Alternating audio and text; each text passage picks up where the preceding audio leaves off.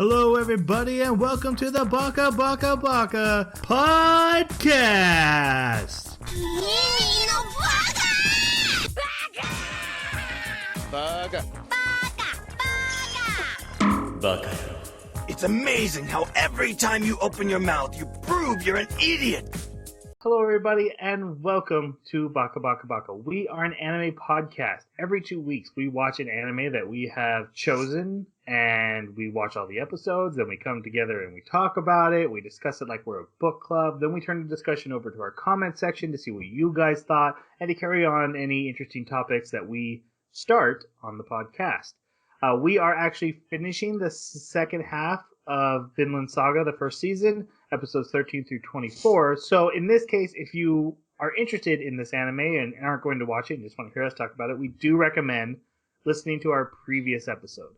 But to continue the discussion that we had started 2 weeks ago, let me introduce my co-host. First off, we have the Khan to my Wrath of Khan, Jeremy. How you doing? Khan! I'm doing pretty good. We finally finished the first game project in class. That's turned in. So one stress off my back. On to the next one.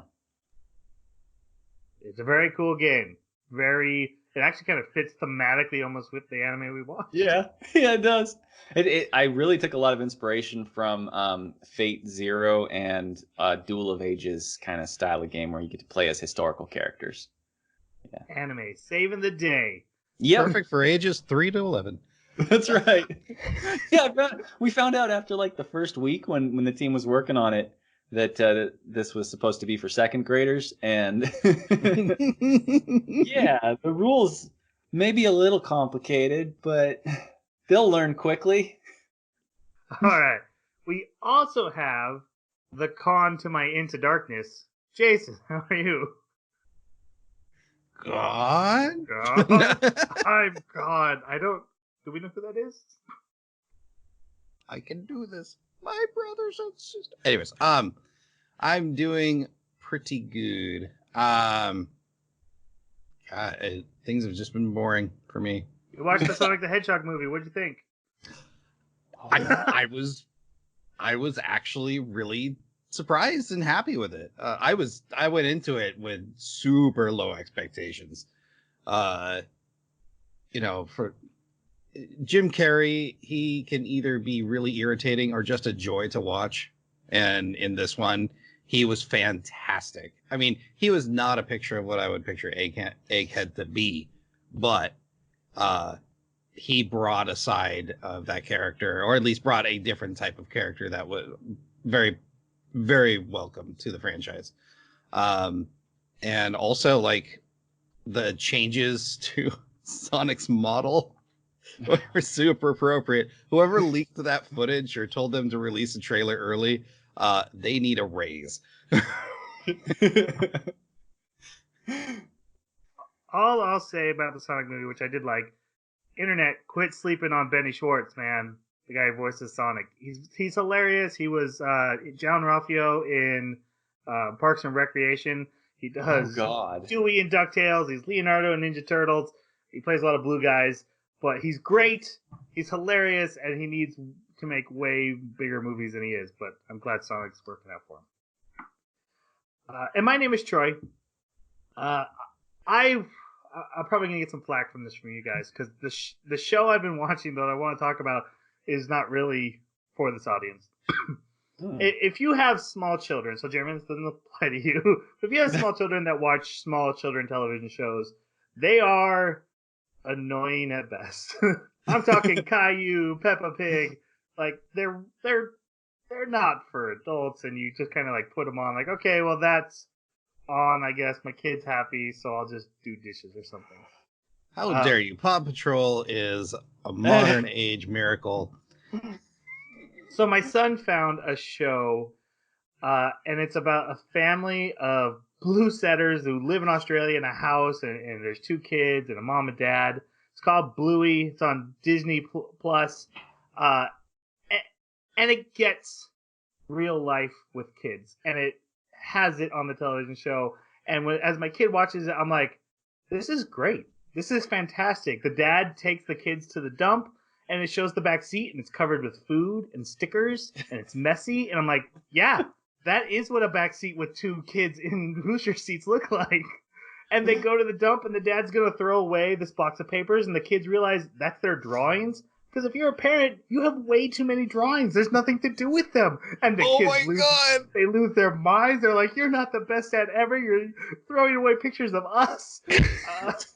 And it deals with real parenting issues like that.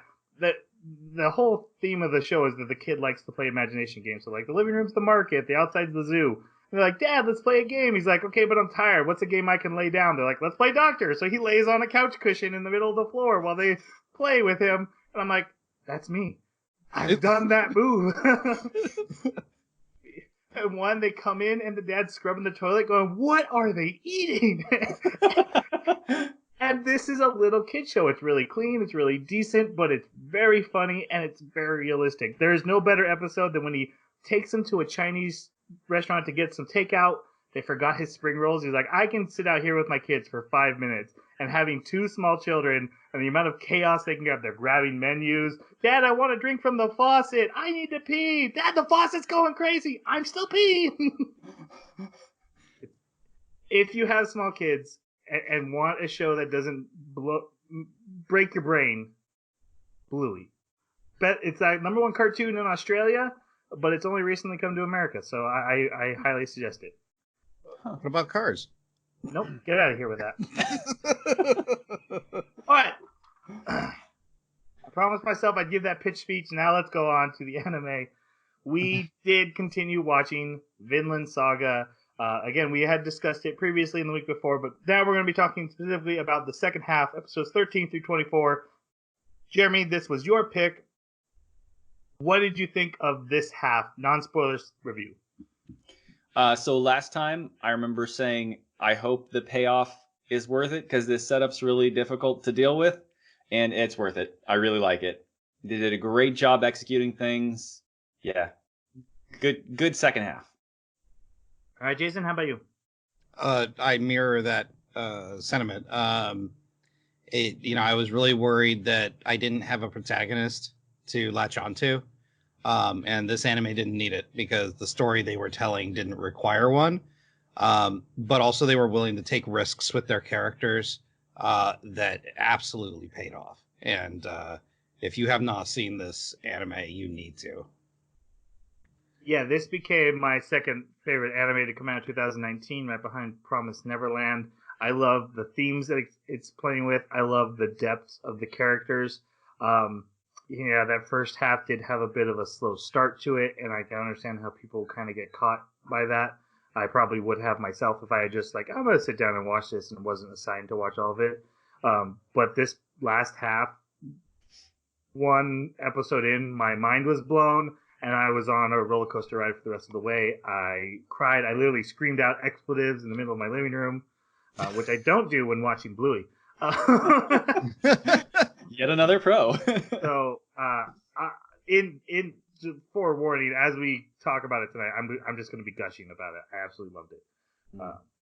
Let's go on to talking about the opening and the outro. What do you guys think? I like them both. Yeah, they're great. Yeah, actually, I gotta say that the intro did a better job of getting across the messaging of what was going to be happening in this half of the series, or of the season, without spoiling anything than I usually see in anime. So yeah, I really liked it.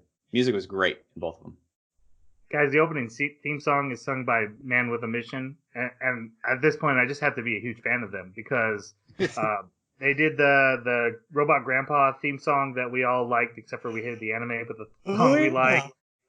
They have their Seven Deadly Sins theme song. Every time they do an anime intro, it's a bop, and I absolutely love it. My only issue with they actually put some actual scenes from the anime into the intro instead of doing new scenes, probably to save on budget. Mm-hmm. There's a certain fight that they actually used shot for shot the animation. They just moved it over. Mm-hmm. That kind of bummed me out. But the shot of the map and the Vikings spreading across the world was really cool. So And again, the Amazon always skipped over the outro really fast. I think I only got to hear it once or twice. I like the idea of the Valkyrie taking the warriors to Valhalla, but I don't have much of an opinion on the back half of the song. I didn't get to really hear it. All right, now we go on to our spoiler section. So again, we're going to be talking about this as if you have listened to our previous episodes. So we assume you already know what we're talking about, and also going to be spoiling everything in this half of the anime. So you have been warned. The episode 13 opens with a shot of a young man carrying a sick woman onto a beach. And we'll find out later that this is actually Askeladd, and this is part of his backstory. And this beach is the Wales, which is where we left our characters. So let's talk about Askeladd. He's, in my opinion, the real main character of this show, of this season. And but what did you guys think? He blew me away. I thought he was a great villain at the beginning, like the first half of this, and he doesn't quite lose villain status, but he definitely has bigger ambitions. And I don't know. It's almost it's like I must do the evil to complete the greater good. Yeah, kind of guy. Yeah. He's deep. He's complex. He's probably the most interesting, fascinating character I've seen in anime to date. Because we're not talking about some sci-fi world where he's got to make some sort of complex decision on a spaceship that I don't understand. Like this is medieval. Like he doesn't have a cell phone in his pocket. Like he's got a sword and like clothes, and that's about it. And the amount of work and wit, and actually there's one scene near the end where it's like this slice, or like an MRI of his brain, showing his brain firing off. It was kind of perfect for what not just what he was talking about, but like who this character is. Like he thinks 20 steps ahead when you've got the best statisticians of the time thinking 5 steps ahead. And yeah, I think we got a glimpse of it in the first half when he was talking to Bjorn about the slave girl of his uncle. And he's like, there's ways to make everyone useful. You just need to know how to do it. And that is put on full display here. Yeah. There's one of the things that I learned about him, or at least about the name, that was really interesting to me, was that Askeladd is short for Askeladdin, which is a Norse fairy tale name. And that name also is Boots, if you recognize that, which is another name for Loki. So Askeladd is kind of filling the role of the trickster god here, right? With the wits. It's known as the younger son, or the small man, who is, all the odds are against him, but he's still going to succeed either by wit or luck. And I love the fact that they bring his luck up quite a bit to kind of show how he fits into that role. That, why is my luck always failing at the 11th hour? This is horrible. When he gets down to the wire, his plans don't seem to work usually, or at least they take much more desperate measures for him to be able to succeed. And I absolutely loved Askeladd. He was my favorite character in the first half, and definitely my favorite character in the last half. And it really resonated with me what you said, Jason, about him like sacrificing for the greater good in the future. And yeah, you're right. It makes him into a villain, absolutely. But in the end, he's even willing to sacrifice himself for that goal. And to me, that's just a really, really interesting character where it's almost redeeming. And maybe in this specific context, it could be. But yeah, he's just very interesting. Right. It's hard to judge someone based on modern morals in a time and culture where the morals were completely different. But one of the great things about him, to add on to what you're saying, is he is a horrific, monstrous man, fully aware of it. Yep. Hates it. Yep. Hates the system that made him this way, and his aspirations are to fix that system, but not to change himself. He is no, I'm horrible. I'm always going to be horrible, but we need to not live in a world that makes horrible people like me. And to combine what you guys both said, I love that he's this tactician who puts a roll of the dice into his plans. He's 20 step ahead, but he knows at step 19 he's got to roll a good roll on those dice or it all falls apart. But he's okay with that. That's how he likes to make his plans. And sometimes that works out. So yeah, just everything else will just be echoing everything you guys have said. He's fantastic. He's so layered. The fact that he loves his life and hates his life at the same time is just this constant push and pull. And I've spent so much time the past couple of days thinking, I wonder how he really felt about Thorfinn, about Thor's, and there's so many different answers that could be there because he's so layered, but nothing feels like it's not answered either. He's just a complex guy. He probably had complex feelings about all of them. I like that that mention of the 11th hour because unlike other stories, this character fails quite a bit. Yeah. Yes, he does. Sorry, Troy, I couldn't help myself. Certain other characters. It's all right, guys. You can be wrong all you want. So to catch everyone up, I'm hearing the echo again. Yeah, so am I. Why are you echoing? Wearing headphones. You guys are the ones without headphones. Hello, everybody. Oh, it's gone now. Okay. Is it back? No, I don't think so. Weird. Okay, I muted my mic and then unmuted it. All right. Huh. So to kind of catch us up with where we left off, Askeladd and a lot of the main characters are running away from Thorkel and his army that joined the English, and they went through Wales to be safe. But on the road to Wales, they were ambushed and this group surrounded them and got ready to attack them. We also get a scene of Floki, who you remember was the guy who paid to have Thor's killed in the first half. He's reporting to the king, hey, we've taken Wessex. We basically have won the war for England. England is ours. We still don't know what's going on with your son, Canute, who was, last heard to be captured. When Askeladd's men are surrounded, I really love that Bjorn points out to everyone, if they were going to attack, they would have attacked. Because all these Vikings are like, are we going to fight? And Bjorn, who's usually the big brute, is like, no, there's definitely not going to be a fight because there would have been a fight by now. And we find out that these Welsh are just, hey, we have to keep up appearances. We can't just let Vikings walk from A to B across our land. It'll make us look like pansies. So we need to do something about this. So Askeladd actually tries to get Canute to stand up and stand up to them and negotiate. And he just hides behind Ragnar, who's like his wet nurse, basically. Yes. He's the true villain of this story. Good lord. Yep.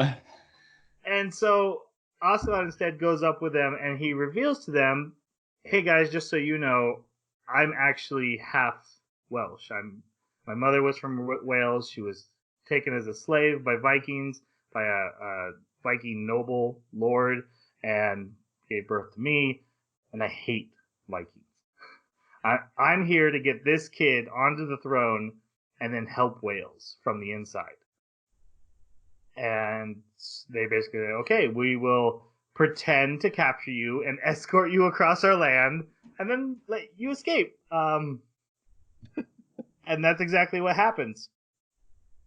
Meanwhile, while this is happening, Canute the Silent, and we're going to talk about Canute a little bit later, but I remember Jason saying he had no character last time. We're basically saying he was a blank slate.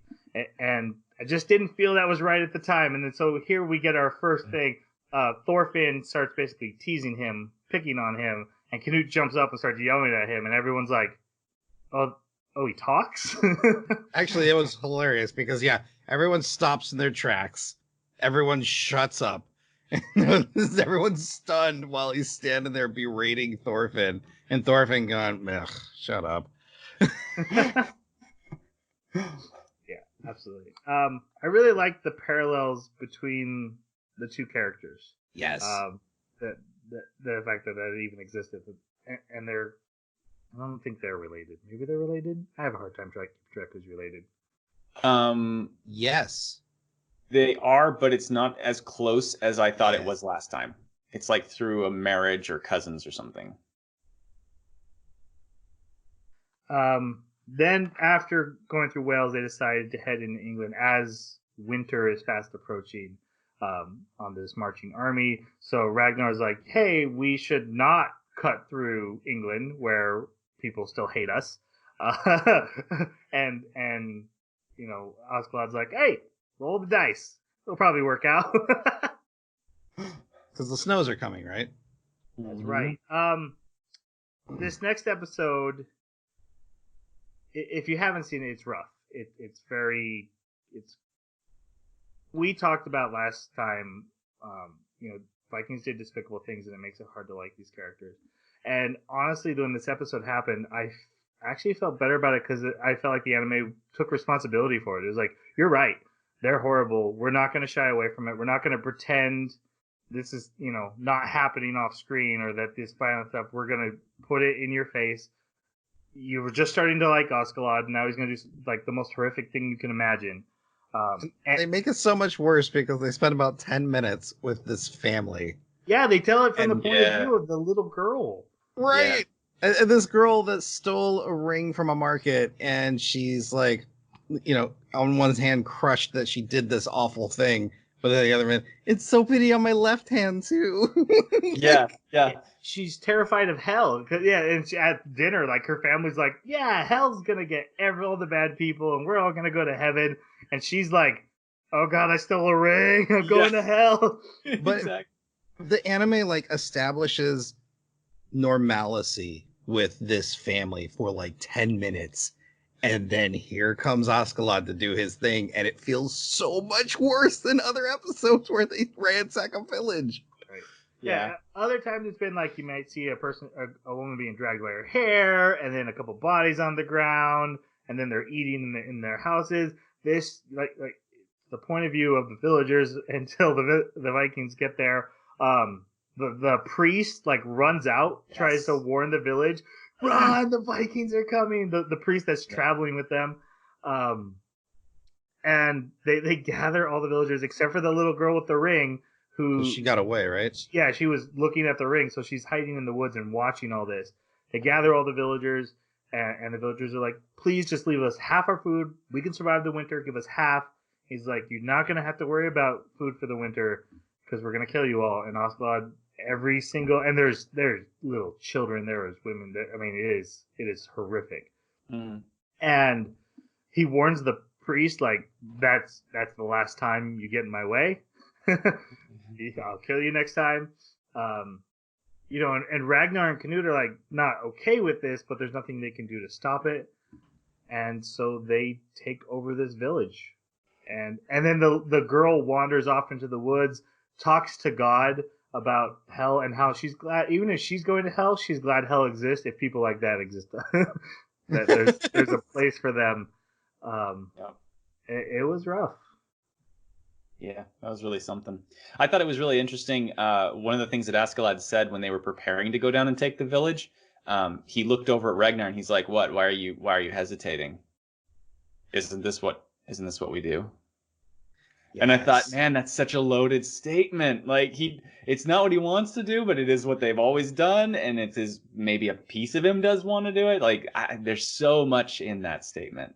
I don't think there's a piece of Ragnar that wants to do it because Ragnar is kind of a pansy. Oh, but no, I meant Askeladd. I think he recognizes that in this particular situation, being stranded out in the snow, they really didn't have a choice as far as like food sharing. Yeah, like there was it was either they were going to take their food or starve, and he has the prince with him. Yeah. Now I can't remember if it was Askeladd asking Ragnar or Ragnar asking Askeladd. I can't remember. I thought Askeladd asked Ragnar, like, why are you hesitating? Yeah. Yeah, that's what I thought it was too. Yeah. Very interesting moment. One of the interesting things I noticed was that as despicable as Askeladd is, like, he never did this to the Welsh, and he never would. I don't. And at one point, it's in the next episode from this, but he's talking to one of the villagers, or no, a British soldier, and he's talking about how you're not even the true people of this land. Like, there was people before you, and then my people came, and they lived in peace, and then your people came and killed everybody. Yeah. So why should I feel bad about this? And he has this discussion with him while chopping his fingers off and preparing to chop his nose off. Yes. Yeah. Oh gosh. Okay, that part I didn't like. I can't stand torture. That was rough. But it makes me wonder if, as despicable as it was, if that's how he rationalizes it, basically with a little bit of racism. That I'm doing this to the descendants of bad people. Yeah. Which doesn't help with the French that he killed too, which was just random people. Well, they had gold. They needed that gold. Yeah. Actually, I think did Anglo-Saxons didn't the French and English and all that kind of come out of the fall of Rome? Yeah. I don't know if they came from the Anglo-Saxon barbarians that came in, or if they were just remnants of. I don't know. Anyways. Then we jump over to Thorkel, who is super bummed out that winter has showed up and his war is almost over. Not only has England lost, so there's not much fighting left to do, but the hostage that was going to get him more fighting has slipped through his fingers, and now he's stuck in this village for the winter, a different village. Before we go into the more story, Thorkel, super big important, not just a funny comedic cool action guy, but ends up being major plot to this story. What do you guys think of him? I love this character so much. Because in the first half, he seems like this doofy, huge warrior that succeeds in battle because he's really big. And then this half just completely throws, like, there's all these moments where it's not, there's no single moment where you're like, oh man, he's really smart. Like, he keeps making these comments and doing these actions and siding with people that you're like, he is so much more intelligent than he leads on. And I think that's part of his strength, is that he makes people think he's not very smart, because later on we get a lesson for Thorfinn that, every time you lose your temper, you lose. I think Thorkel takes that not just in battle, but literally every aspect of his life. Because if you notice, he doesn't get mad in this anime, like, ever, except for when he can't battle. Yeah. Yeah. Like, when he's not on the battlefield, he's upset. And he gets mad at his men if they disrupt his honor. Like, if he made a promise and his men are like, no, we're going to do this anyway. He got real upset that one time. Yeah, that's true. Yeah. But not when he lost an eye. It was not when he lost an eye. Yeah, he was upset about his honor. So and then he was a true pirate. Yeah. Yeah. A messenger arrives, and what it turns out is basically the girl from the village has been found and told everyone, which is the reason they wanted. One of the reasons they killed everyone is we can't let any information get out of this village that we're hiding here, and clearly they missed someone. So now Thorkel's like, oh, that's close. We're marching. I love the two tavern owners who are like, he's eating us everything, and he's like, I need lunch for like 2,000 men for 2 weeks now. So they just start crying.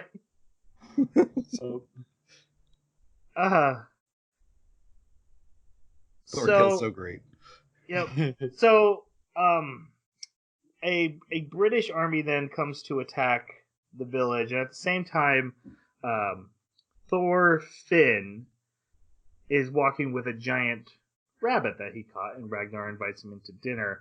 And we get this really nice scene between Thorfinn and Ragnar and Canute, and talking about cooking and just kind of how different their lives have been.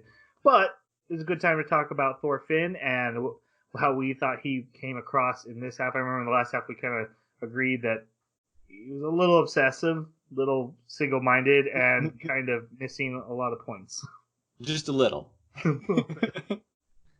He seems to carry that theme into this particular half, but unlike the previous half where it helped him grow, we're seeing this half it hinders him at every single turn, and that he takes unnecessary damage.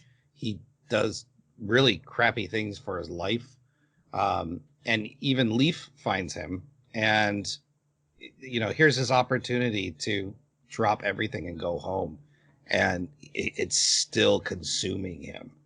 And I love what they do at the end with that particular arc, because now he's got to deal with it. So yeah, I didn't find him to be like a favorite character. He actually didn't get as much screen time this time around. But I do love the lessons this anime is trying to show with someone consumed with rage, even though they know, and revenge, which even though they know that that's not the answer, but unfortunately that's all they've been chasing, so that's all they know. Yeah, exactly the same thing. I love what they did with him. Yeah, it's really interesting the way they play with it. It's almost as if getting revenge isn't the goal. It's wanting to get revenge is what he needs, because that's all he knows. Right. If he ever got it, he has no plans for what's next, which is pointed out to him eventually. Like, what do you do after you kill me?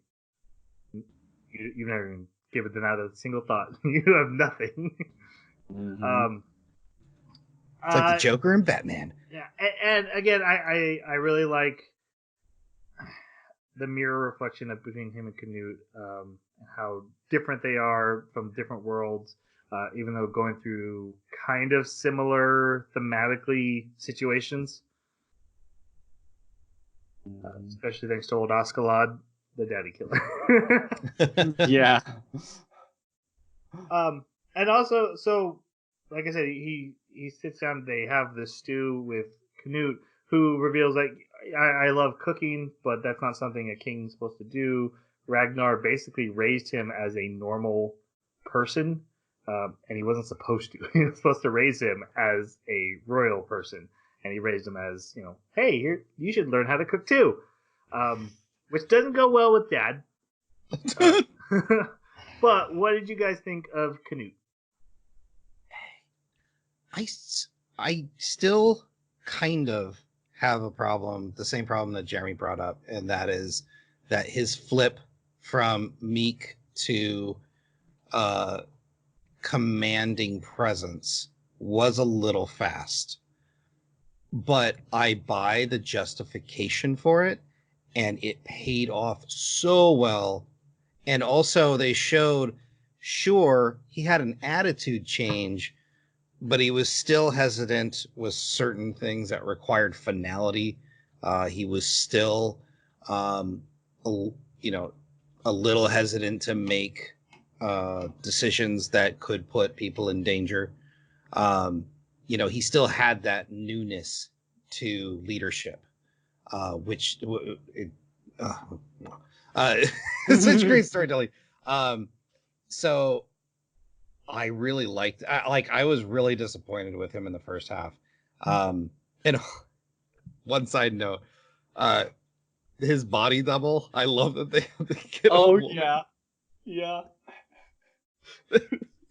And then when they went to go like help him with the thing, and they saw that he had woman parts, they were like, I knew it. We knew he was a woman all along. It's a princess. Yeah. Yeah, he was really interesting. I had a little, like, during that moment where he's having his big change, which we'll get into at that time in that episode, it was a little bit frustrating, because I was like, come on, man, like, I see what you're doing, I understand the justification and everything, but like, I can't picture your change being this strong. But at the same time, at that moment where he's having this pivotal change, he's filled with so much emotion, and that emotion, I could see that kind of spilling over into becoming like a commanding, demeanor. so kind of, it was okay just for that one scene, but at the same time, like the guy's, it's like he's tripped on LSD, and this prince's demeanor is just able to pull him out of it. And I'm just like, I don't, But yes, I do agree with everything you said, Jason. That it worked well. They still limited him. There were even scenes where he's visibly sweating, and he's just like, I know what's going on here, and I know what I should do, but are we really doing this? Crap. Right, so, because not only being Christian, but but because he's raised by Ragnar, who's also Christian, he has a completely different moral compass than nearly everyone else around him. So these decisions are not coming naturally to him. I'm going to try to stay away from the character shift, because I do really want to talk about that. I honestly have thought about it so much since Jeremy sent out a message about, I didn't really like that. And I've been like, oh man, how do I feel about that? I've been analyzing it. So we need to talk about it, but I'm going to save it until we get there. The thing I found most interesting about it, and I had said last time, like, I think there's something special about this guy because he's soft and he's quiet in a world that's loud and harsh. And so I was watching him so closely, and I spent a lot of time thinking about him. And there's a lot of themes in this anime that I love that they play with, and a lot of them swirl around Canute. He kind of becomes the center of a lot of these themes, both about fathers and about salvation. He's a character with 3 fathers, and one coddles him, one hates him, and one, in his opinion, has abandoned him. And each time he confronts one of these father figures, I think that makes a big impact on him. And I just love what they did with him. He was such a stick in the mud in the first half, and then I love where they're going with him. Also, he is a real person. Yeah. Right. Yeah. I found that out. I said last time, I didn't say anything about a real King Prince Canute. No, he was King Canute of England. That was the thing. Canute the Great, they call him. Yeah. Kind of a big deal in England. Yeah. Thanks, Jeremy. Thanks, Troy. Yeah, I do not know my history. Also, kind of reminded me. Do you guys remember the movie with Jet Li called Hero? And it's about assassinating the emperor who, he's done war across China and all these different provinces and sections, but with the goal of uniting it to make it finally peaceful for once. And I kind of got that feeling of it, like, I'm about to flip the whole table and cause, anarchy, and it's going to get messy, but in the end, we shall have peace. Yeah. It was really interesting. I loved that one of the first things he said to the Vikings after he had that shift was, you will fight when I tell you to fight, because I will give meaning to your fighting. Because they didn't have any meaning to it. They fought like Thorkel for the joy of fighting. And if there happened to be a battle that somebody else was going to benefit from, and therefore, like the king would send them out to conquer a region, well, great, but that's a side effect for them. And so this would be the first time that they were being led by a king who's like, no, you are only fighting where I tell you to fight, and only fighting who I tell you to fight. And I find it a little bit difficult to believe that they're ready to go along with that just because he's got such a strong personality, but whatever. It's interesting, and it worked out. A big part of it is the personality, but also, in the end, he is royalty, and they technically are bound by law, their law, to follow what he says. Saving my thoughts. I love this.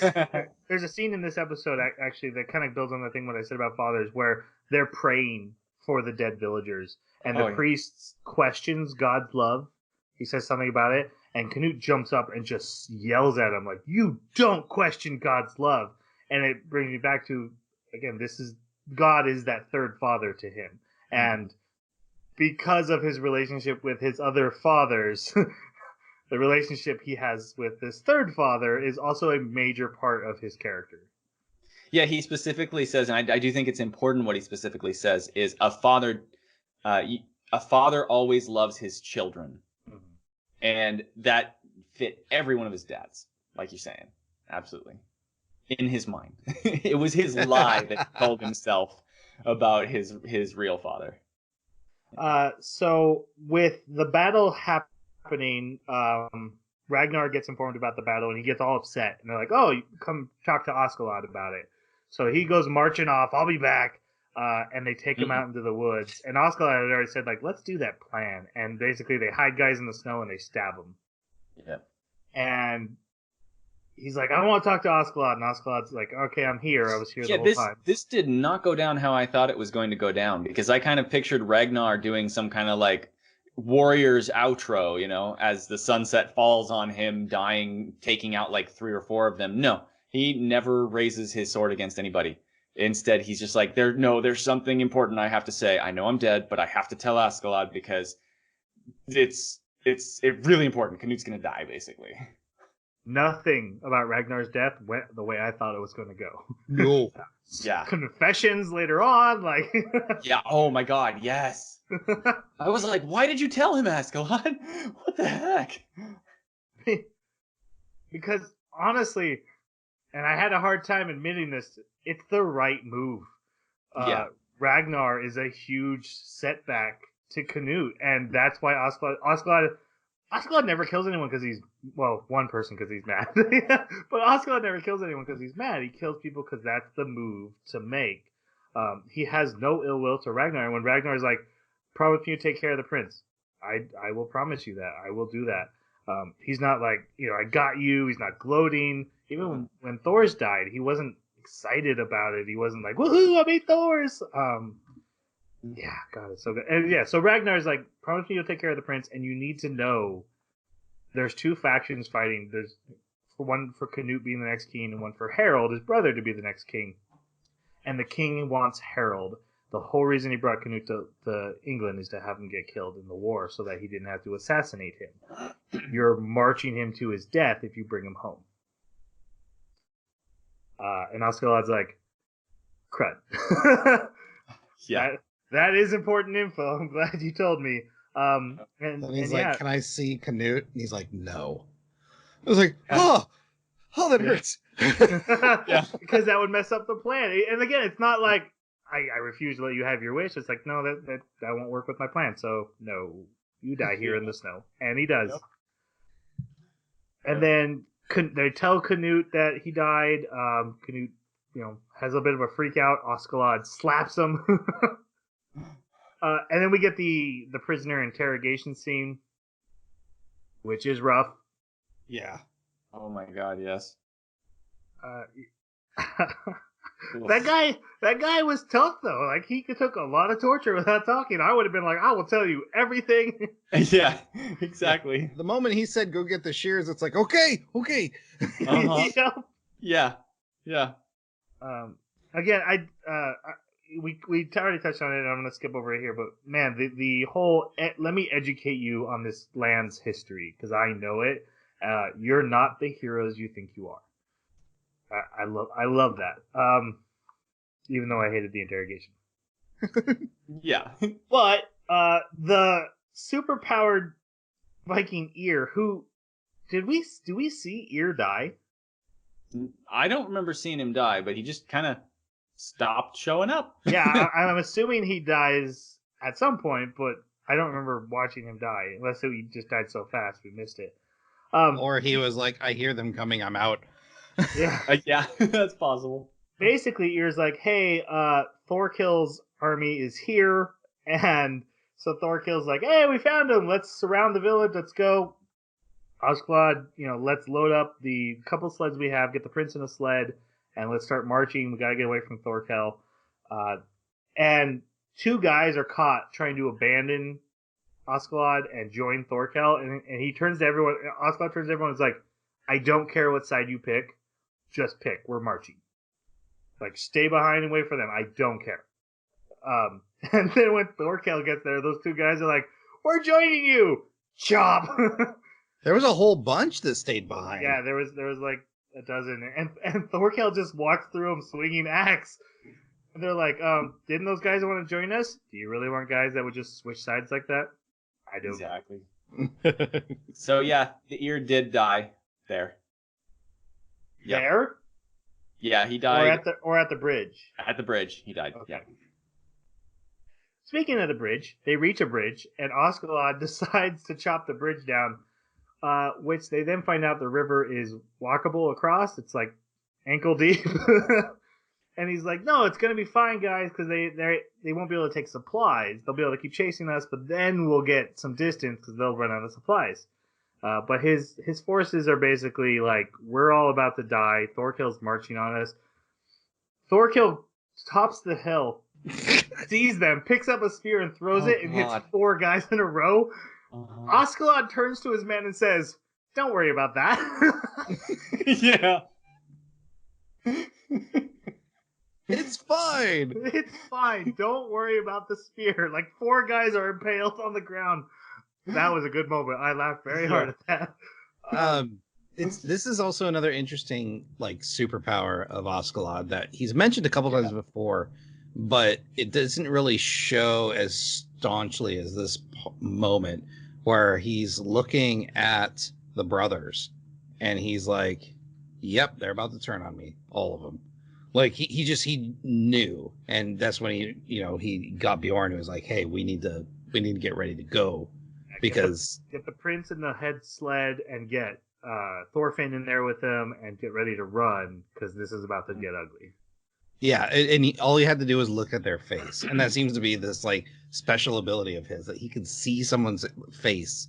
And in fact, we get that coming up with the king. That he's like, okay, as long as I can see his face. You can read people really well.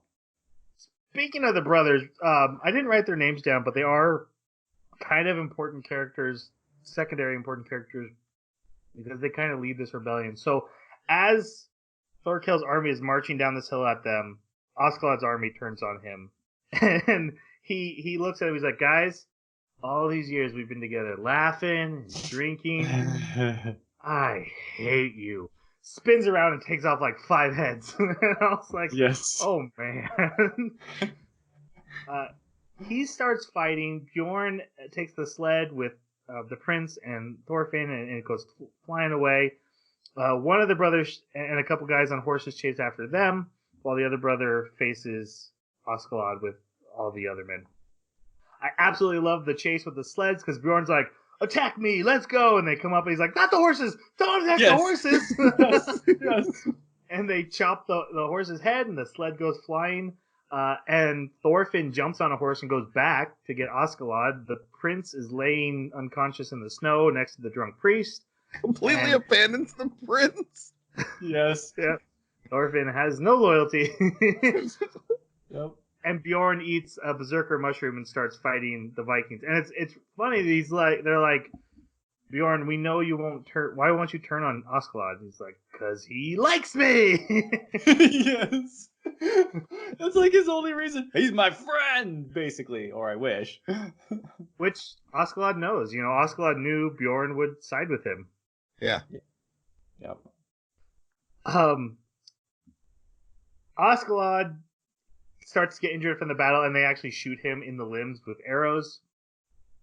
And he's about to be attacked, but then Thorkill shows up. And Oscalad's rebelling men turn to Thorkill and was like, hey, we'd like to join you. We're getting you the prince right now.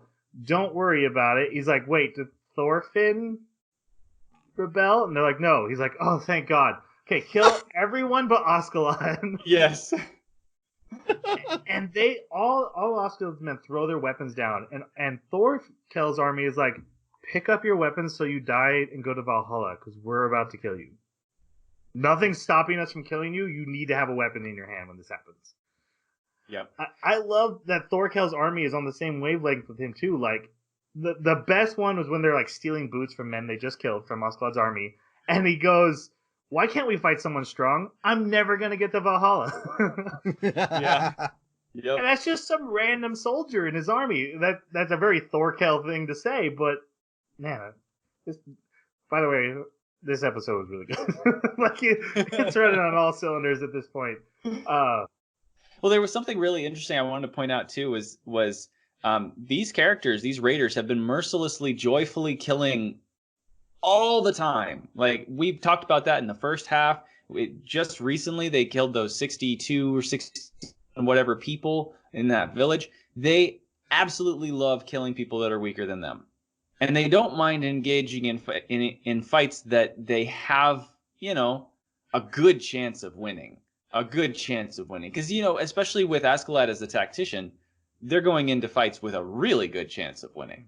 But against Thorkel, they know that they don't have much of a chance of winning. And they're no different than anybody else at that point, where they're afraid and they want to survive. It's not about glory. It's not about the fun of the fight, the honor of the fight. And it kind of makes me wonder if Thorkel's men actually were in a similar situation where they were facing foes that they knew they couldn't beat. Would the panic take over them?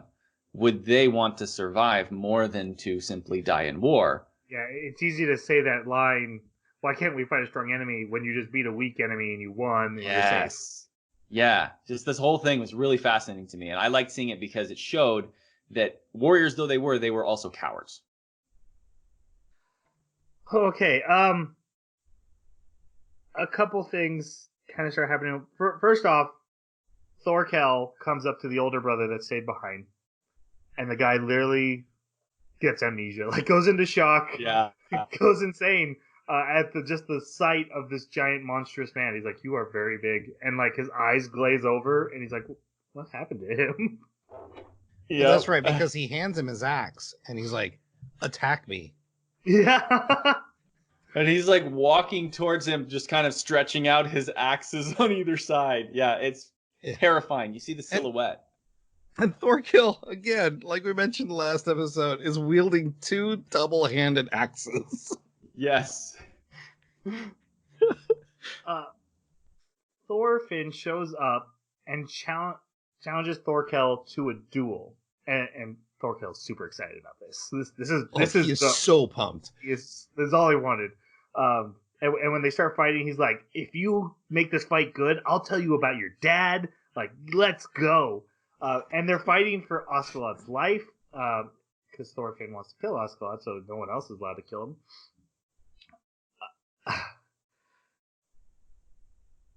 I lost my train of thought. Yeah, he's like, no one takes my prey. And he's like, and actually it's funny too, because he's like, "Well, why are you here?" He's like, "No one takes my prey." He's like, "Oh, you're going to fight me if I don't give him back?" Well, I'm not going to give him back then. Yeah.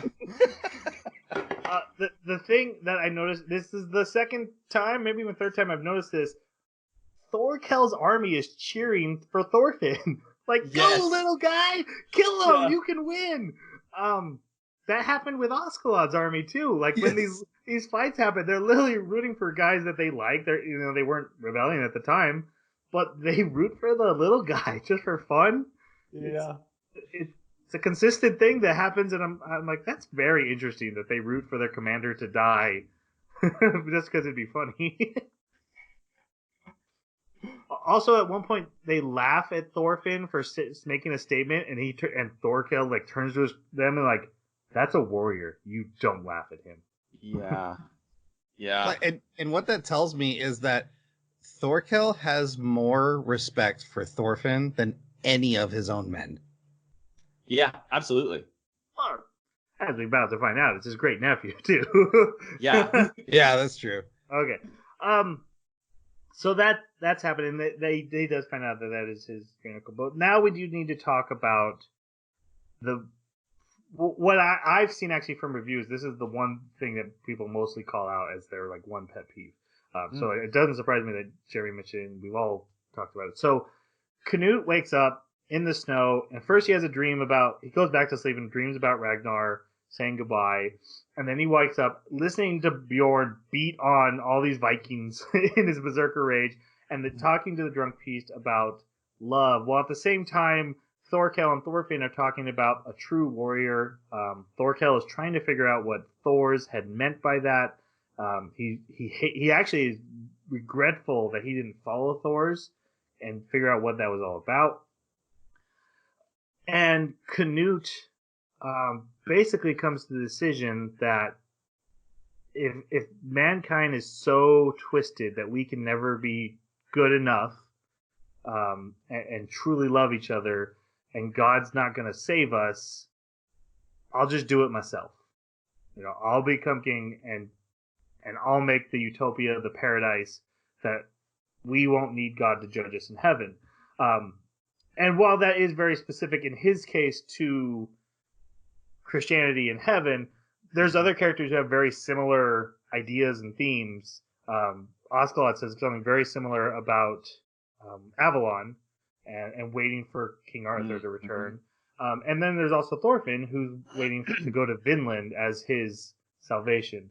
But we have that, and we also have the big character switch. So you start jabbering about whatever you want to get at first. The first thing I wanted to mention that I found absolutely fascinating was that we have this individual who grew up in a society that mainly believed of Norse mythology. And he is faced with this realization that, or basically a rejection of the Christian God, but not disbelief of the Christian God. He flat out rejects the salvation that God is providing for him, saying that, no, I don't want your heaven because I'm going to make my own heaven here on earth. Yeah, he says the line later, like, I'm sure God will take me by his side into heaven, but I'm going to tell him we don't need you anymore. Right. So, like, his belief in his deity is still very, very strong. He's just rejecting what's being offered him from his own religion, which I found absolutely fascinating, that he takes that fuel to fuel his own actions and conquest at this point.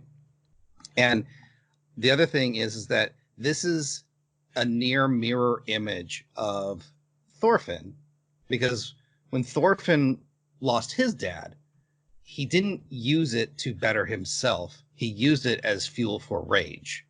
But then when Canute loses his basically dad, he uses it in a way to basically improve the world around him.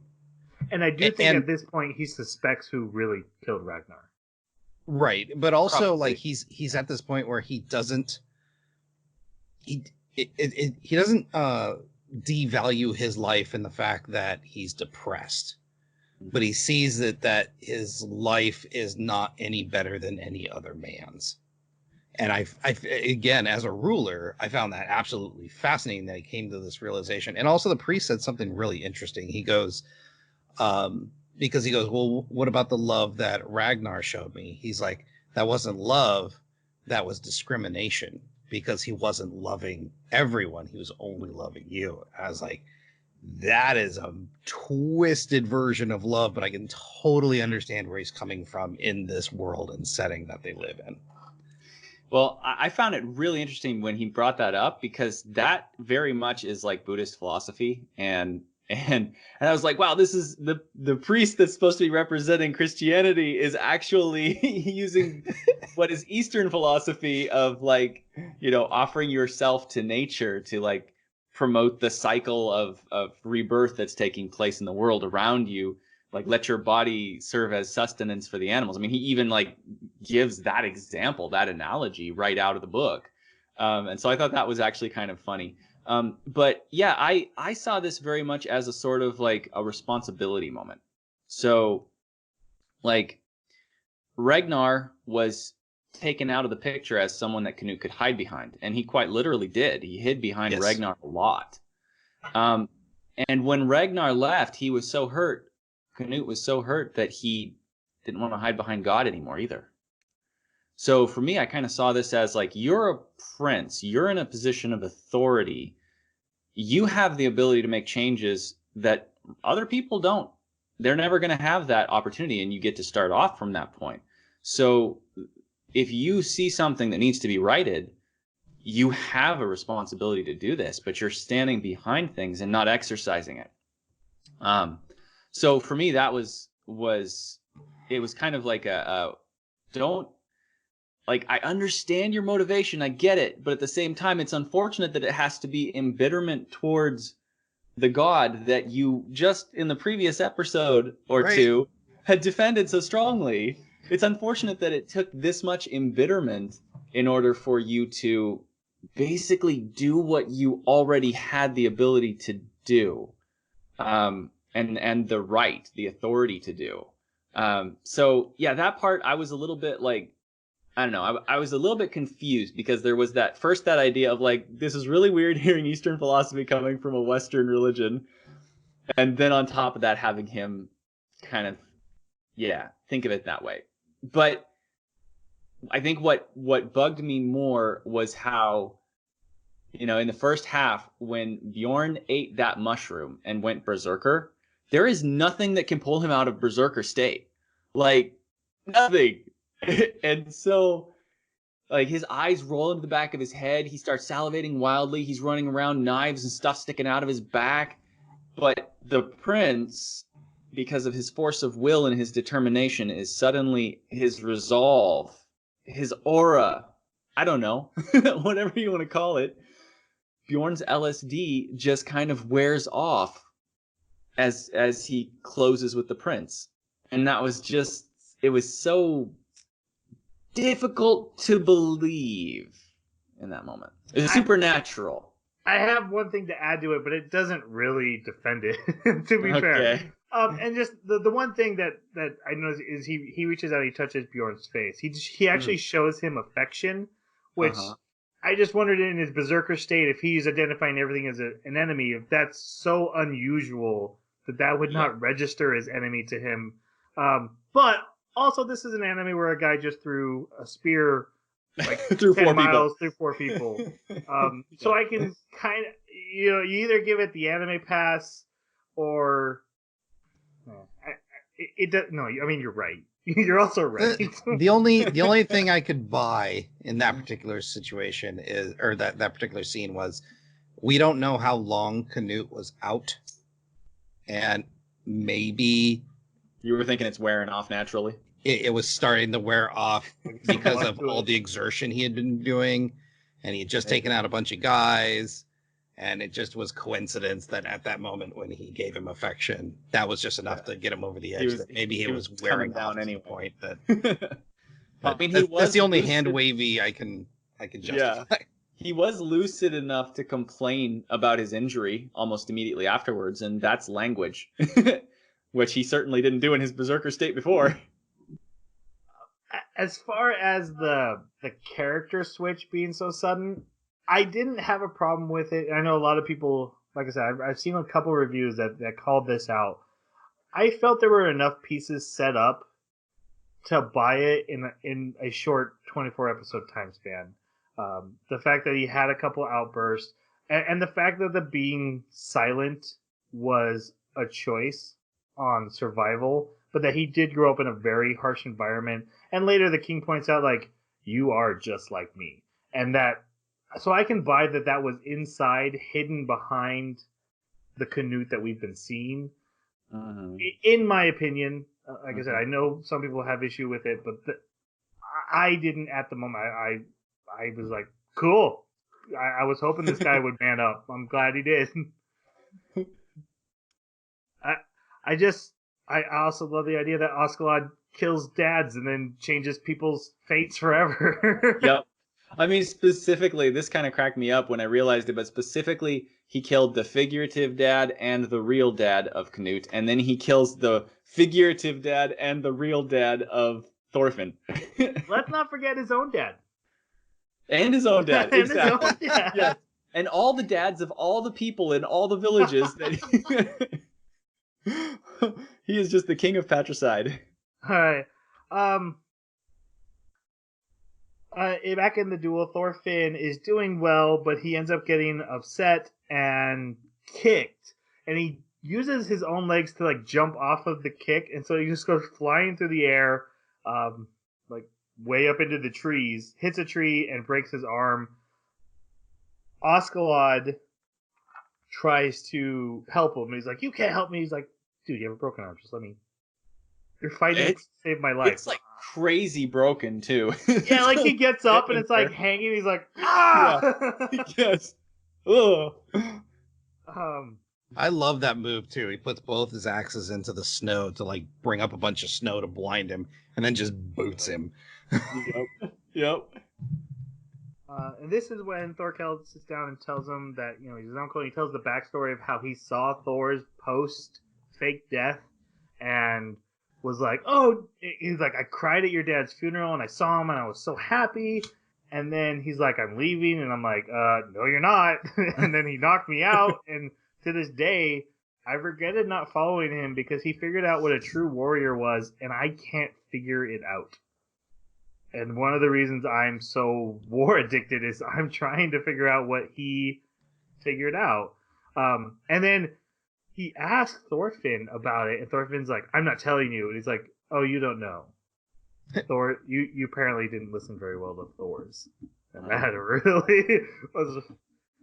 don't insult Thorfinn about his dad. It does not go well for him. Yeah. Thorfinn. Everyone else seems to be fine whenever that happens. Thorfinn gets way worse whenever that happens. Askeladd's like, listen to me, I'm going to tell you how to beat him. Basically, Thorkel has a weak spot up in his temples. If you hit him there, he'll get knocked out. Yeah, basically, it seems like he's one of those guys that he can take gut punches, but not a head punch. So Askeladd actually uses a sword to blind him for a second, and they're able to knock him out. Is that cheating? Yes. Yes. Yes. And then Thorfinn jumps out and gouges his eye out like immediately. That's a little bit of a low blow. Then Thorkel gets up, he yells at his men who are about to kill Thorfinn for doing that. And he's like, nope, I lost the duel. Let him go. And then Canute rides up with Bjorn and the younger brother that had been a traitor and a couple of none of Thorkel's men. And he's like, hi, Thorkel, I'm taking some of your sleds. And Thorkel's like, wait, no, you're going to be my hostage. He's like, why would you want me for a hostage? My dad wants me dead. You literally would get nothing you want. But I'm going to kill my dad, so if you're in for a fight, join me. And Thorkel's like, okay. Well, first he tests him. Right, he does the punch to his face, and he doesn't even blink, and he's like, if you get soft, I'll kill you. But what he mentioned is he sees the exact same look in his eyes that he saw in Thor's eyes. Right? And he's like, you might be my path to true warrior. You've got a higher purpose. Yeah. This was, when I looked up a little bit of information on Canute, the real character, the real person, interestingly, he was trained from a young age by Thorkel the Tall in martial weaponry. And in soldiery. I'll be honest, I was so torn about what I wanted. I want to look up these historical characters for real so bad, but I also don't want to spoil future seasons because I'm watching more Vinland Saga. And so, like, I saw Canute, like, really did have, did a lot of work with the Christian churches, but they're not sure if he was actually really Christian or just using it to keep the population in check. But then I was like, I gotta stop. I don't want to know what happens to him. Could be. Yeah, apparently Canute's dad actually brought in Christianity as a way to, like, I think he was working against a different Christian faction because they were broken up into archdioceses. Yeah. It was interesting. Yep. At this point, Askeladd starts laughing gleefully, walks up to Canute, kneels before him, hands him a sword, and says, I killed Ragnar. I will serve you, or you can kill me now. And Canute, clearly upset, says, no, you're going to serve me. So you're now my vassals. Thorkel, Thorfinn, and Askeladd, you all now work for me. Your armies are mine. Let's go get my dad. This was, this anime, good lord. He turns, it's interesting the details if you watch for them, because he turns around and you can see on his face, on Canute's face, he is clearly raged and upset. And then he makes a conscious decision. I need to be okay with this to further my goals. And he just calms his face. And the anime didn't have to tell you that. It like what was going on in his head. You could just kind of tell from his face. And it was a bad angle. It's not like there was a ton of detail there. And just a great show don't tell kind of moment. I think he also realizes it was the right call. That he couldn't get to where he is right now without if Ragnar had been alive. And so which is why I think Askeladd comes before him. Askeladd's like, I'm taking full responsibility for what I did, Mm-hmm. but you need to, I'm laying it all on the table, but I am fully invested. And Oscalad from this moment is all in on this prince. Well, he has probably been for a while, but. And this is part of that rolling dice thing that you were talking about. Because this was his plan the moment he knew Canute was in England. Because he was like, if I can get a hold of him, then I can maybe make him into something that I can use to control the country. And he had no idea if killing Ragnar was going to flip him. Like, he had a good idea it would. I don't know if that's the right phrase, though, even though you're 100% right, but he's not looking to, like, run the country through Canute. Right, no, he wants to change it for the better, right? Yeah, because at install one point... a ruler that will autonomously change it. Right. Mm-hmm. And help Wales. There's always the goal of helping Wales, but he's not like, I'm going to be the puppet master behind this king, which you see a lot of characters in this kind of situation do. That seems to be like a default move, but that's not what Oscalad's doing. He actually believes in this kid, and he has from the very first time he saw his face. Mm-hmm. That's right, because as soon as he removed his helmet, that's when he was like, oh, that's not the face of a ruler. But he could tell who he could be. I think it ties into one of the things that he says to him at the very end, where he's like, "Is this the first time you've killed someone?" And I think that's one of the things he read is innocence.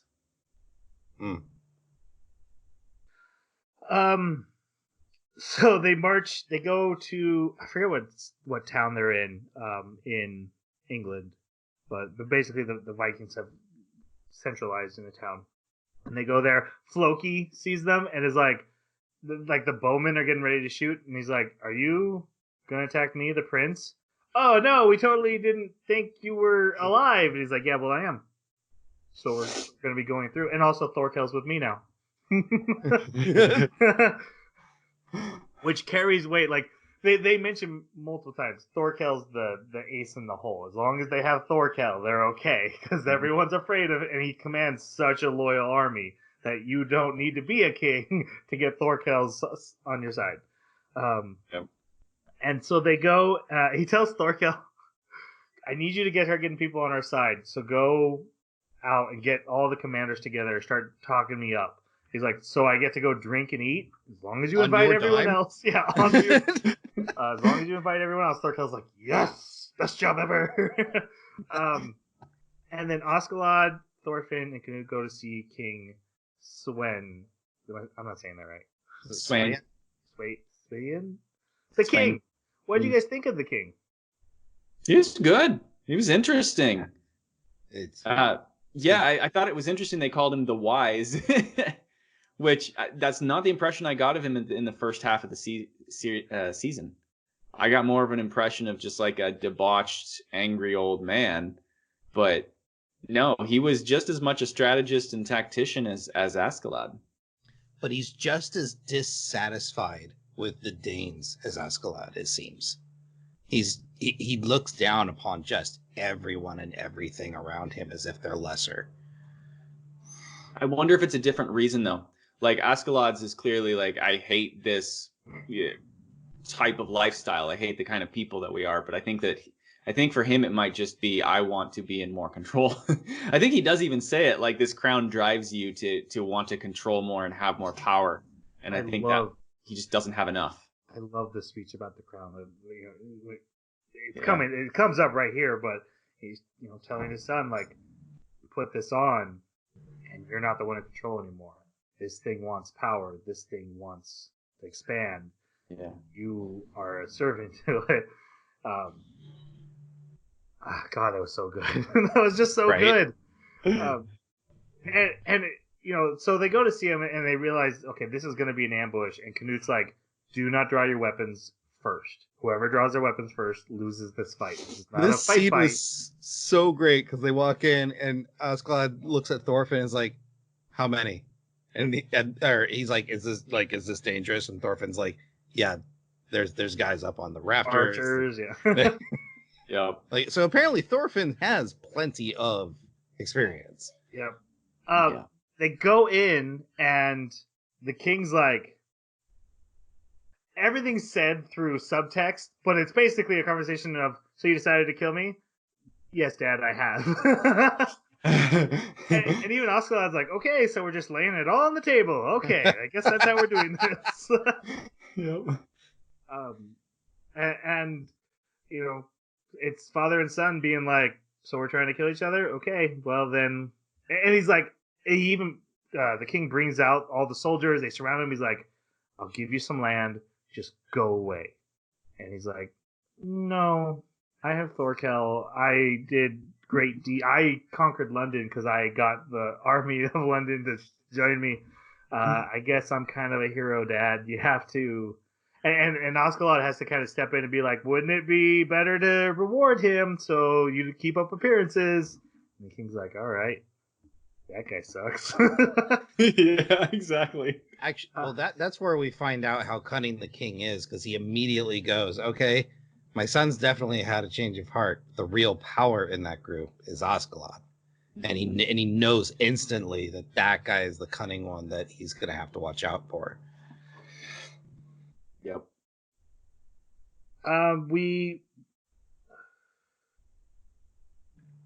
After they talk, they have a celebration basically where Askeladd and Canute talk about how they're going to do this. We meet the character Gunnar, who is Ragnar's brother, but Askeladd's like, that guy's not really on our team. I can tell. The audience can too. Yeah. Yeah, he over emotes way too much. And then just another great Askeladd scene, which is where the two brothers come up to Askeladd and they're like, we're leaving. I know we said we joined the prince, but we're leaving. And the one that lost his mind's not throwing snowballs. Yep. Yeah. And the other brother's like, Askeladd, I am sorry we betrayed you. And Askeladd, I know you said you don't care. And Askeladd's like, I don't care. Go. Oh, also, here's some gold to help you get on your feet. And put away your sword. If we ever end up on a battlefield again together, even if we're on the same side, I'm killing you. Yeah. Yep. Which Askeladd truly does mean it when he says, I hate my own men. Mm-hmm. But that's not the only thing he feels for them. He does also love these men. And like, he's literally giving this guy a future and being like, just quit being a Viking. That's, the system sucks. Get out of it. You have your chance. Walk away. You're not a bad man. Get out of here. God, I love Askeladd. Yep. This is such a great scene. Yeah. Because you're right. It shows that he hates Vikings, but he doesn't hate the individual. He hates their choices. Hates what they do. Mm-hmm. Then the prince is officially coming into town on a ship, and Leif is there, and he's getting yelled at to move his ship to make room for the prince's ship. He sees Askeladd on the prince's ship, and then so a lot is happening because we have Leif, and then also this assassination plot. An assassin shoots the prince, and he dies. And they Did you guys call who hired the assassin? Did you know at this point? I did. Instantly. I assumed Canute was in on it too. I did, which I found out he wasn't. It was just Askeladd, but I assumed like the whole thing was planned from their side. Thorfinn kills the assassin that his group had hired. Gets in a little trouble with it, but Leif at this moment is like, "Oh my gosh, I found you, Thorfinn!" And Thorfinn's like, "Oh, it's Leif," and they end up having a conversation to the side, and he's like, "Hey, have you been to Vinland yet?" He's like, "Don't you want to ask about your mom and your sister?" And he's like, "I asked what I asked. Don't tell me what I don't want to know." Yep. At the same time, the prince's body is taken off a boat. This is where they open it up. It's a woman. Oh, it's a princess. Guys, I have to ask, is this Askeladd's uncle's slave girl? Because it looked a lot like her. I don't know how they'd get her there that fast, though. It did look a lot like her, but I don't think so. I think they bought that slave wherever they were. Yeah, because they were slave trading in that town. Mm-hmm. Yeah. Okay, so yeah, this was all a decoy and set up by them, and we find out it's the whole thing that's about to happen is the king is going to pay out the rewards for the war on England. He's going to divide up the land. He's going to give out silver and gold. And if he doesn't give the prince something good, or if he looks like he's put him at a disadvantage in any way, it'll make it look like he's behind the assassination. So now the king has to reward him and can't separate him from Thorkel. That's the biggest thing. Because he could give like, hey Thorkel, you get this land way over here, and I'll put the prince way over here. Nope, if he separates the prince from his army, that would look like he's trying to get him killed. Mm-hmm. Then they let Gunnar know that this was all, staged, and he goes off to report to a spy for the king, and then Osglad's like, yeah, that was also part of the plan. I knew he was a spy. Because I want the king to know what we're doing. I like how everyone's like, Osglad, you're so amazing, except for Canute. Canute's like, that makes sense. Uh-huh. And then he says something about, like, we're not doing it this way ever again. Oh, body double. Yeah. Mm-hmm. Yeah. He does not like someone dying needlessly on his behalf. He understands the logic behind it. He's like, that's a good plan. Never again. Yep. Meanwhile, Osglad also visits a sick Bjorn who is basically not going to make it since his injuries with the fight back at the bridge. Sepsis. Yeah. And they talk about basically a duel that they're going to have. And then Thorfinn also demands a duel, so that morning they go to have the duel, but then Bjorn shows up and Osglad's like, I'm previously engaged, I'm going to do this first, and then we'll have ours. I cried at the scene, guys. I did, just about broke me. Yeah. This was rough. Bjorn was... I mean, these are horrific people. Like, they've done horrible things. These are really terrible people. And Bjorn's like, I know you hate all Vikings. I know you hate me. I know you hate yourself. But all I wanted was to be your friend. And Osglad, they do the duel. Osglad goes and kills him, and then freaks out because he misses the vitals. My heart dropped when he apologized. And he's like, oh, I'm so sorry I missed. I'll end your misery. And Bjorn's like, no. And he grabs him. And he's like, I just wanted to be your friend. And Osglad's like, you were my only friend. And I was like, oh god. And then he ends him. It's like, no. Yep.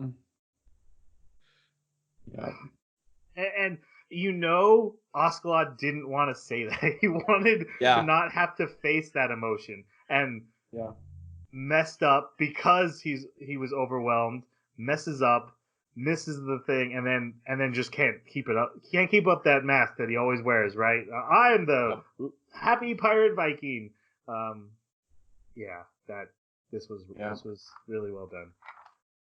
And then Thorkel and Canute watch the duel between him and Thorfinn, where Osglad just throws his sword down and is like, this should be easier for you, right? And then just beats the living crap out of Thorfinn. Yes.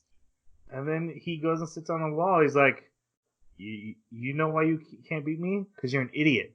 And idiots fight like idiots. God, I love that. That was so good. Like when he's telling his story, he's like, it took me 2 years to kill my dad. You've been at this for 10 years. The only conclusion I can come to is that you're an idiot. I was like, oh, God, that sounds so good. There's such a father wanting you to grow beyond what you are and disappointed that you're not in this. Like, I love that his like catchphrase to him is, come on, like, just figure it out already. This isn't what life is like. And he sits down and he tells him the story of how he killed his own father, which is basically one day to defend his crazy mother, he went swinging at his father with a sword. He was a stable slave boy. He was not considered one of his children, but his father respected him after that day and brought him into the house, trained him. He was literally considered one of the eligible children. And then 2 years later, he murders his dad in his bed with his half-brother's sword, who he knew was having... Framing him. Yep, framed him. They hanged him. And so he still got his inheritance. And he's like, that's how you do it. Yep. This also really calls back to the scene, and I keep thinking about this, when Osglad was laying in bed. The first time Thorfinn goes to kill him. That's and exactly what I thought. Osglad doesn't do anything. And I always wondered, would he have stopped him if he had swung? And I don't think he would have. I think he would have let him kill him, but he knew he wouldn't. Yep. Again, really good themes. The way there's so many mirror images of characters that well done writing. Okay, gushing again. Sorry. So yeah, he basically just yells at him for his obsession, and then Canute asks Ocelot, "Why are you choosing me? Why don't you want the crown? You are smart enough. You're powerful enough. You could make a play for it." I love his response. And he's like, "No, I'm a Viking." Right?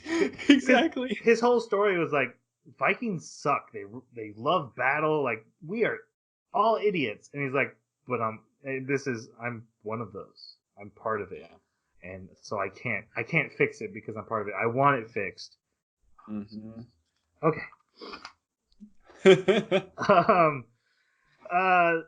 The day of the council arrives. Thorfinn is wandering around broken and battered.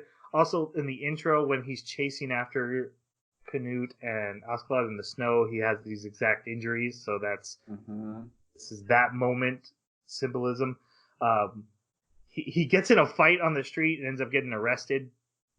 This is amazing the way that they put this scene together, because he is so destroyed by losing that battle against Askeladd or that duel, and then hearing Askeladd's story and just realizing, I'm failing over and over again. I'm fundamentally doing something wrong. This is the first time that we actually see him start really questioning himself.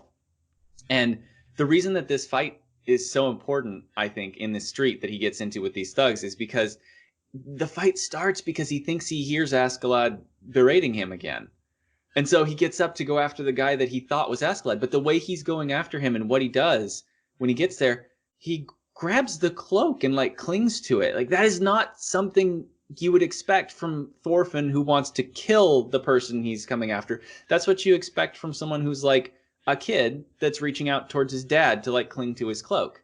Yeah. And so then, he's still kind of stunned and confused when he gets in the fight with them. But in that confused state, he's more elegant and more effective, perhaps, than he was as a fighter with his blades.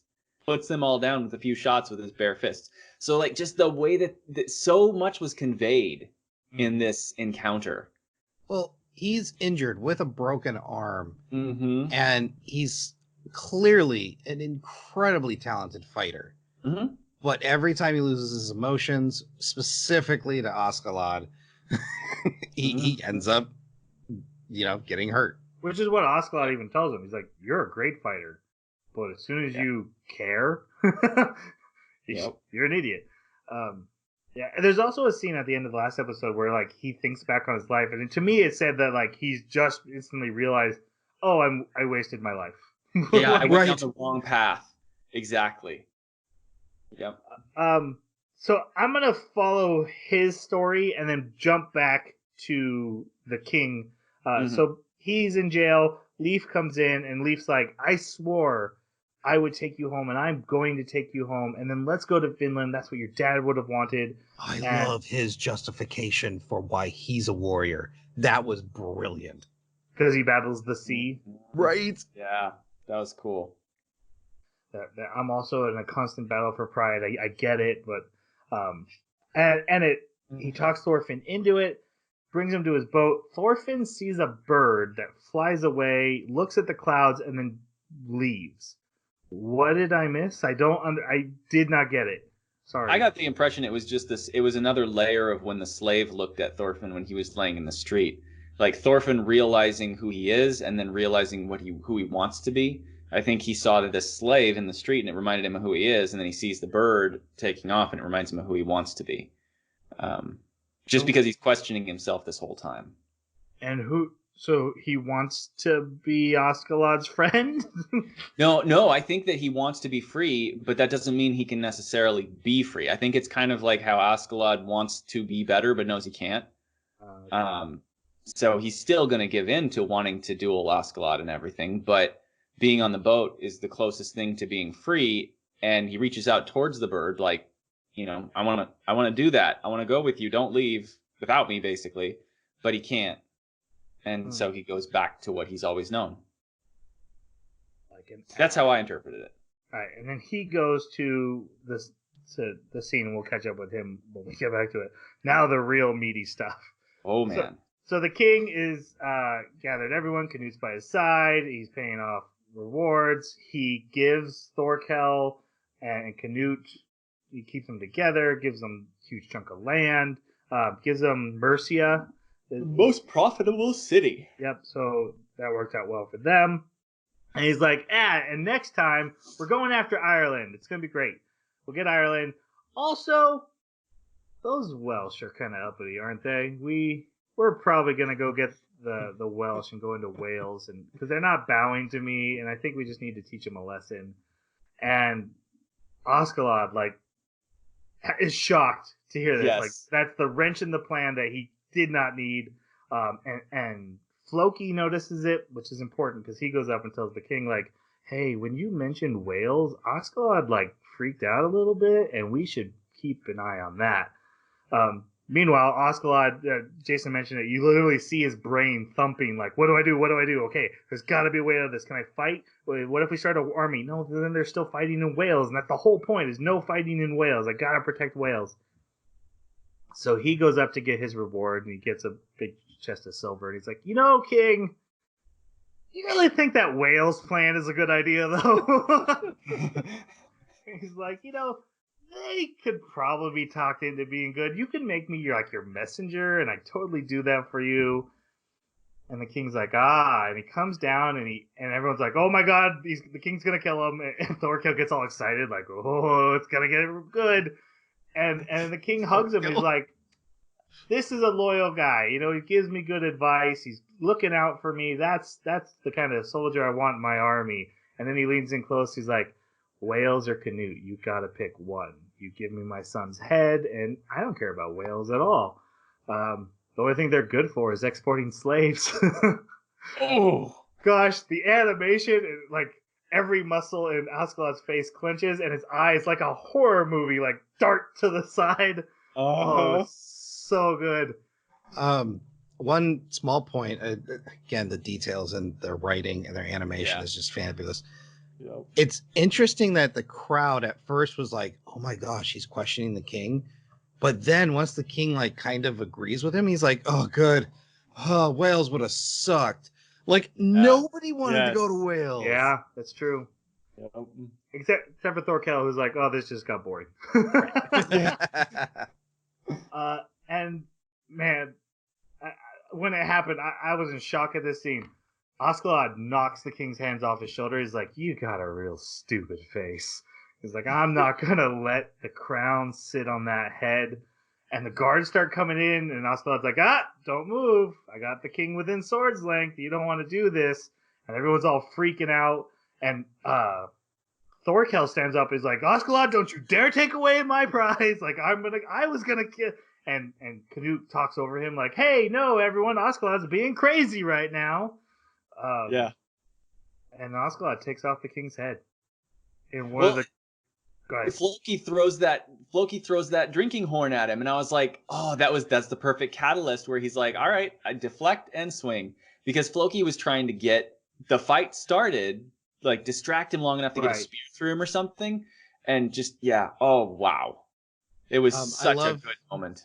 I love how the king's like, King knows he is in checkmate at this point. Yeah. And he's like, you put the sword away, I'll let you walk out of here alive, and I'll forget this whole thing happened. Like, he knows. Yep. Literally checkmate. And then the moment, he's like, Oscalad, don't do this. And he's like, that's my nickname. Let me tell you my real name. The name my mom gave me. It's like Lucius Astori. Arturius. Yeah. And then takes off his head. And then Canute, realizing what's happened, which is what has happened, is Oscalad has now saved Wales and Canute. Because by sacrificing himself, now both win. He starts killing guards, and Canute's like, everyone, get him! He's killed the king! Playing the part he needs to. Floki comes up, and he's like, Oscalad, what are you doing? You killed the king! And Oscalad's like, what are you talking about? I'm right here! Dude, when I saw the king's head fly, I nearly, screamed at the screen. I was like, did this anime just do this? Yeah. Like, I 100% was not expecting that to happen. Yeah, I screamed a curse word in the middle of my living room. Holy. Yeah, and so they're all fighting. So now Thorfinn has seen what's going on inside the lodge, and he's trying to get in. All these guards are trying to rush in, while all these lords are trying to rush out. And Thorfinn gets in. Askeladd sees him and turns and says, "Get out of here!" And Canute uses that moment to stab Askeladd. Before that, Thorkel goes up to Canute and is like, "Play your part. The stage has been carefully set for you. Well, Don't screw this up." Well, Canute had told Thorkel, "Don't get involved yet. Let the fighting happen for a bit. We gotta let this play out." And then, like you said, after the stabbing, Thorkel comes up behind Canute and he's like, "Stand tall. You got this. You don't mess this up." But before that, he goes, Canute said something like, he said, go stop him. And he's like, you got to put down your own dog. Yes, that's right. Mm-hmm. So Canute stabs him, and Askeladd looks the prince right in the eye and goes, "This is your first time stabbing someone?" And I was like, "Oh, he didn't stab good enough. Askeladd's gonna be okay." And he's like, "You did a good job." No. And so he collapses on the ground. Thorfinn comes up to him and he's like, "All right, kid, do it. This is what you wanted. I'm giving my life to you." And Thorfinn doesn't do it. And he's like, "No, you don't die. You don't die. I kill you." But doesn't kill him. And then Ocelot's final words to him are like, "Go beyond this. Don't be this that I am, that you are right now. Be what your dad wanted you to be. Leave this place. Move on. Grow past this Viking life." And then Thorfinn attacks Canute, slices him in the cheek. Canute doesn't let them kill Thorfinn for that. He gets dragged off instead. And Canute goes to take care of his injuries and declares himself the king. Which is that's right, because Floki's like, let's get you out of here, and he's like, Floki, who's the commander of the armies now? Say the words. Does not like that. Nope. Thorkel stays by Canute's side. Yep. This was my favorite scene, hands down, just because it says so much about the relationship between Askeladd and Thorfinn, and that Thorfinn didn't even realize that this is what the relationship had become. When they're dragging him away from Askeladd's body, he's still clinging to his father's dagger, reaching out toward Askeladd, which is what he's been doing all this time, reaching toward Askeladd with his father's dagger to stab him in revenge, right? And in this scene, he finally drops his father's dagger, but he doesn't stop reaching out. He's still reaching out to Askeladd. And that says so much about him, like Askeladd pointed out, you don't know what you're going to do after this, because it's kind of just become a new relationship with his surrogate father. That's all it's become. It's not even really revenge anymore. It's just that that's all there is. He doesn't know how to replace his missing father. It was a really, really good scene. And I'm also hoping the dropping of the knife symbolizes the letting go of that obsession too. Exactly.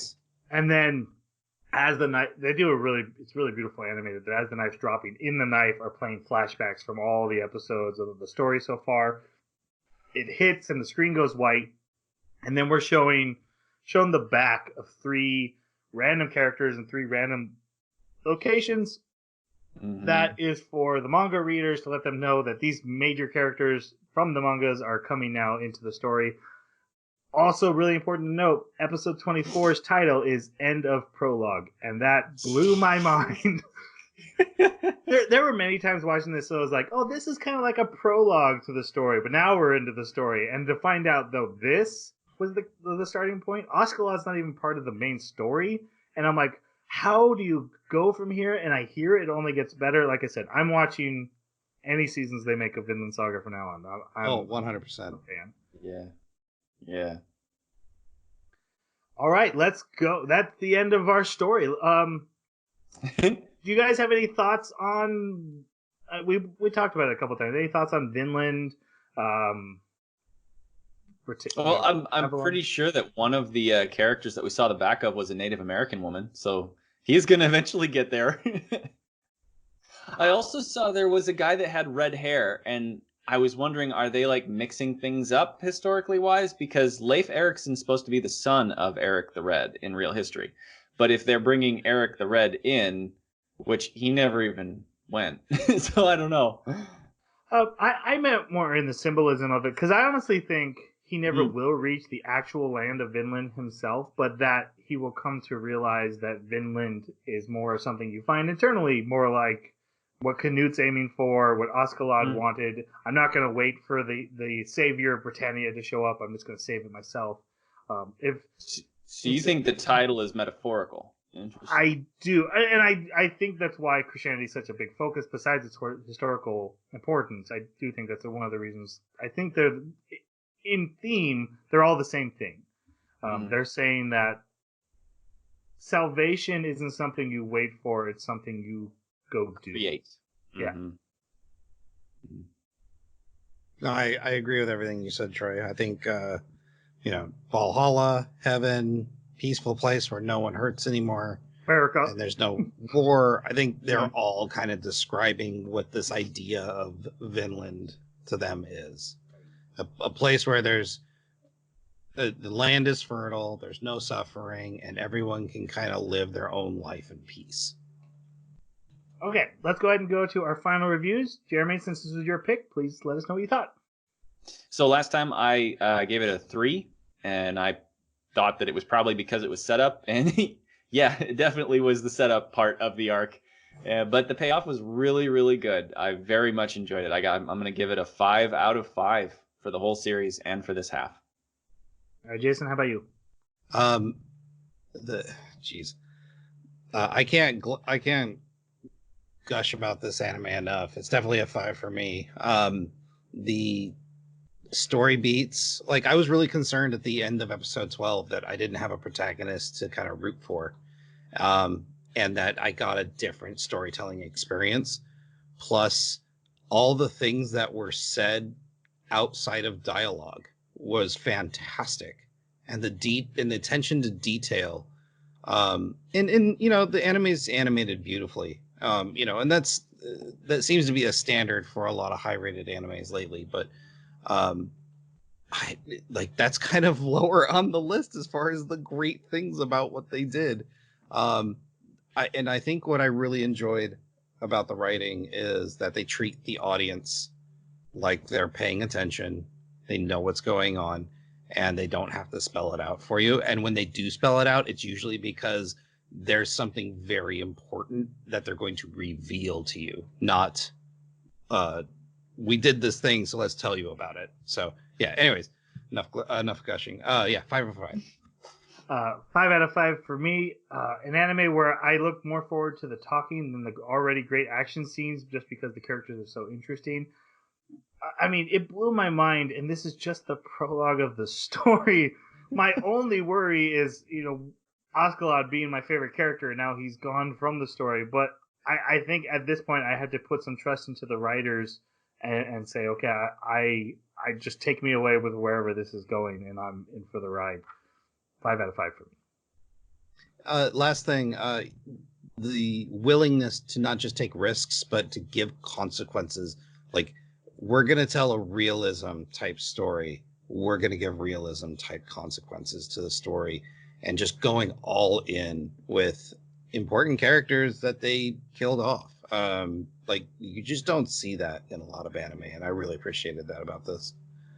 It was like early season Game of Thrones, before before